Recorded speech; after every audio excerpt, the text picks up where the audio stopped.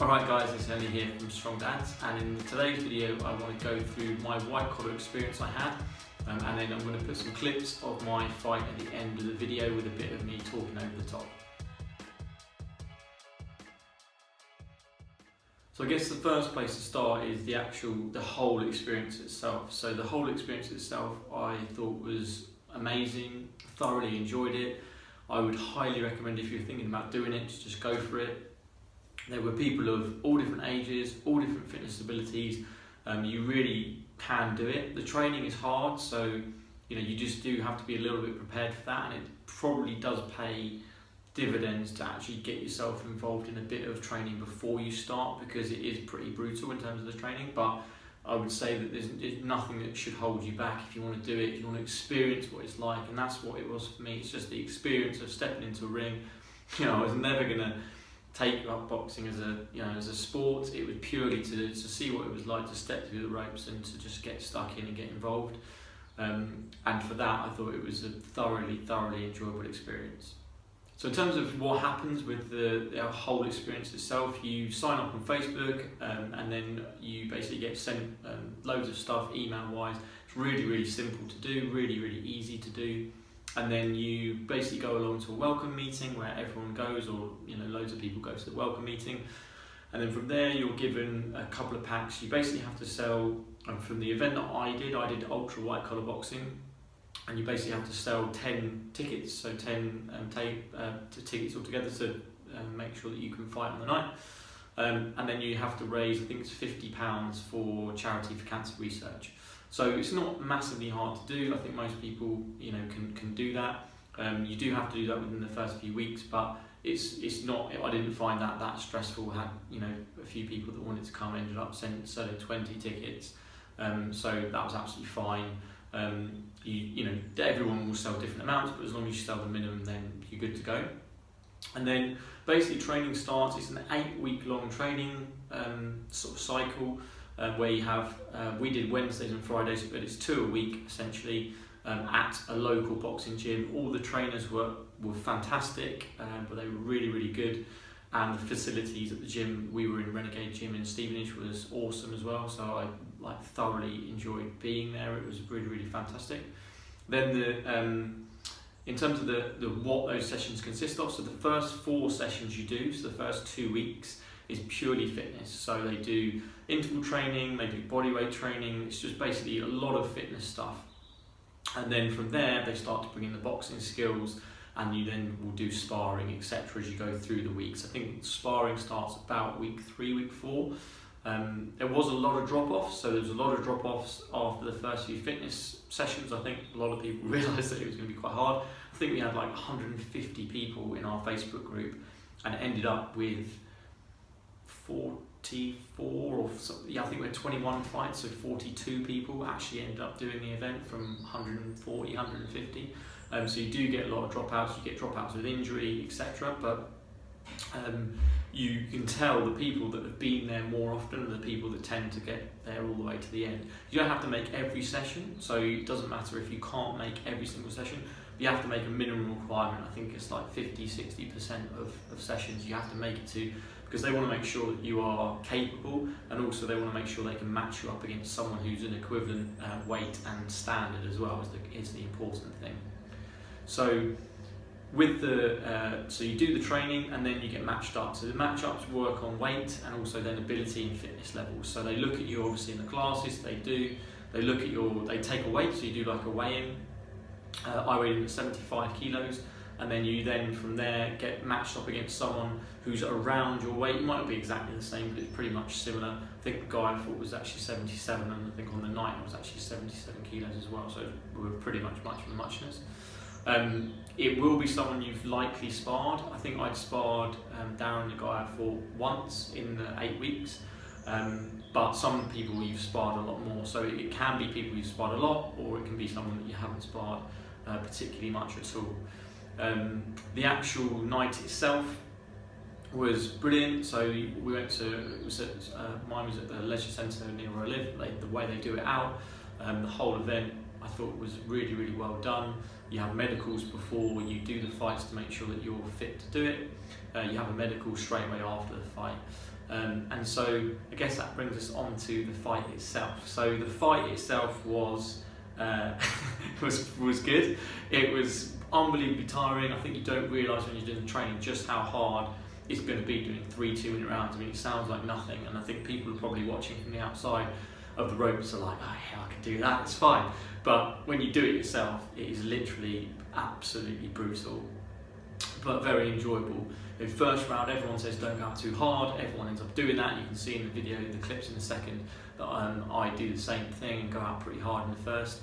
The other thing that I thought was interesting and funny was when I watched the video back on YouTube of me fighting, I just thought, you know, when you compare how you look to how like professionals or good fighters, good boxers look, it's just ridiculous, really. Like, you just look so amateurish, and you know, most other people do. So it really is more about that experience. Obviously, some people do go into it and then end up, you know, younger guys will go into it, do a white collar, see if they like it, and then they'll go on to do maybe semi-professional, or even some people go on into the professional ranks. So it can be done, but for older guys like me, it was purely for the crack and for the experience, and you know, I got, you know, all of that out of it. So I think I won't say too much about the fight. I've put a highlights reel together. I've done some commentary over the top.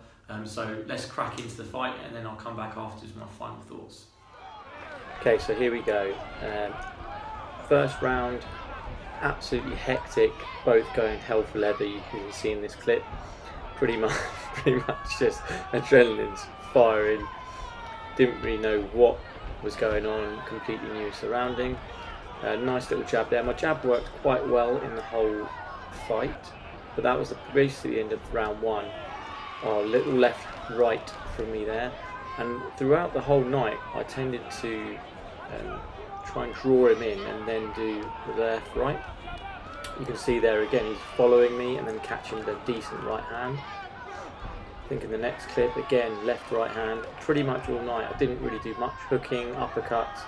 It was pretty much left, right, straight down the pipe all day long.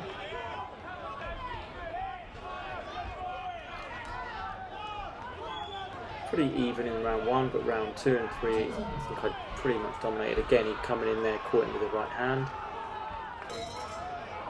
This is round 3 now, so we're into round 3. Again, left, right, pretty hectic again in the third round. Both of us, you know, the first round was quite marginal. Second round, I definitely won. So third round, it was all in it. Little left, right hand there around the corner. Again, came in there, caught him with another right hand. A lot of the times he was coming in, I was catching him with that left, right hand, and he was on the back foot there. And then finally, little uppercut, little right hand, sort of small little hook, same as the canvas. At this stage, his nose was bleeding quite a lot, so they went to the corner to sort that out. And so I was pretty confident at this point that I had it in the bag. Just needed to keep performing the way I'd been in the second and third round. Caught him again there with another right hand. And again, another right hand, just trying to put those left rights together really, and then just backing him up. Should have maybe gone in a bit more for the kill. Again, right hand, and that was a real good right hand there, and the ref actually steps in now and gives a standing count. So at this point, again, pretty excited. Kind of knew I had it in the bag. It was right towards the end of the third round, this. And then the bell goes.